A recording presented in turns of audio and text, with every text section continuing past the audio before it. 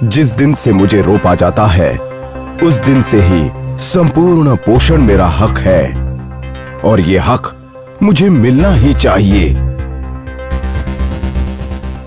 मैं दिन रात पसीना बहाकर सबको भोजन देता हूं, पर मैं मजदूरी पर होने वाले अपने खर्च को कम कर सकूं, इतना हक तो मुझे भी मिलना चाहिए।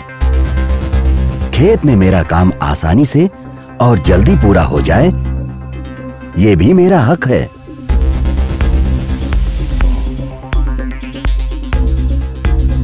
मैं चाहती हूँ कि पर्यावरण सुरक्षित रहे और मेरा स्वास्थ्य ठीक रहे, ये मेरा हक है। पेड़ पौधे हमें जीवन देते हैं, जो हमें जीवन देते हैं उनका अपना भी कोई जीवन होता है, उनकी अपनी भी कोई आवाज होती है जिसे हम अक्सर अनसुना कर देते हैं। हमारे किसान भाई अपना खून पसीना एक करके देश की मिट्टी का हक अदा करते हैं, पर क्या उन्हें उनका पूरा हक मिलता है? हमारी धरती माँ जिसकी गोद में हम पलते हैं, उसकी मिट्टी का भी कोई दर्द होगा जिसे हम अनदेखा कर देते हैं। आइए सुनते हैं ये चावल की फसल, किसान और खेत की मिट्टी क्या कह रहे हैं।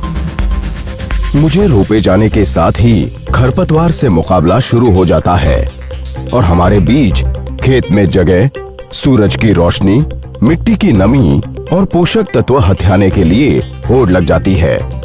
खरपतवार अपने साथ कीड़े मकोड़े और बीमारियां लेकर आते हैं जो मेरे लिए अत्यंत घातक होते हैं। मेरे मुकाबले में खरपतवार अधिक उपजाऊ होने, अनुकूल वातावरण मिलने तक इंतजार करने की क्षमता और अपनी जैविक विविधता के कारण अक्सर बाजी मार लेते हैं। अक्सर खरपतवार को बड़ा होने के बाद हाथ से निकाला जाता है या दवाइयों से मारने की कोशिश की जाती है, लेकिन हकीकत ये है कि हाथ से निकालने या दवाइयों से मारने तक खरपतवार मुझे काफी नुकसान पहुंचा चुके होते हैं। अगर खरपतवार को उगने ही ना दिया जाए तो संपूर्ण पोषण मुझे ही मिलेगा। इसलिए विनती करता हूँ कि खरपतवार उगने ही ना दें। याद रखिए, रोपने के तुरंत बाद से ही संपूर्ण पोषण मेरा हक है।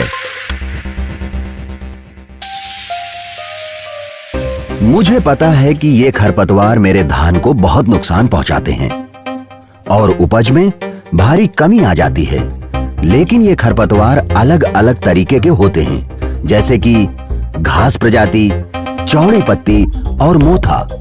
कोई एक खरपतवार नाशक अक्सर इन सबको रोकने में असमर्थ होता है, इसीलिए मुझे एक से ज्यादा खरपतवार नाशकों के मिश्रण का इस्तेमाल करना पड़ता है। इसके बाद भी बचे हुए खरपतवार को निकालने के लिए मुझे मजदूर लगाने पड़ते हैं। अब देखिए, एक या दो खरपतवार नाशक एक या दो बार उनका प्रयोग करना और ऊपर से मजदूर लगाकर खरपतवार निकालने में मेरा कितना खर्च हो जाता है। मजदूर सिर्फ महंगे ही नहीं बल्कि मिलते भी बड़ी मुश्किल से हैं।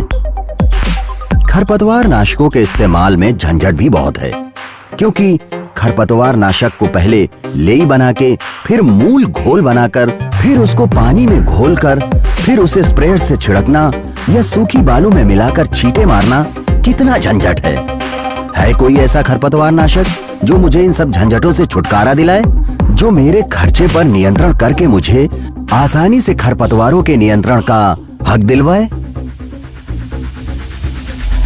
जब से धरती का जन्म हुआ है तब से मैं हूँ और हजारों सालों से किसान मेरी गोद में फसल उगा रहे हैं।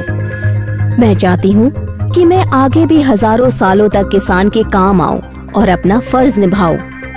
मगर अफसोस की बात ये है कि कुछ प्रतिकूल रसायन जैसे खरपतवार नाशकों का सालों तक इस्तेमाल करते रहने से मेरी नमी कम होती जा रही है।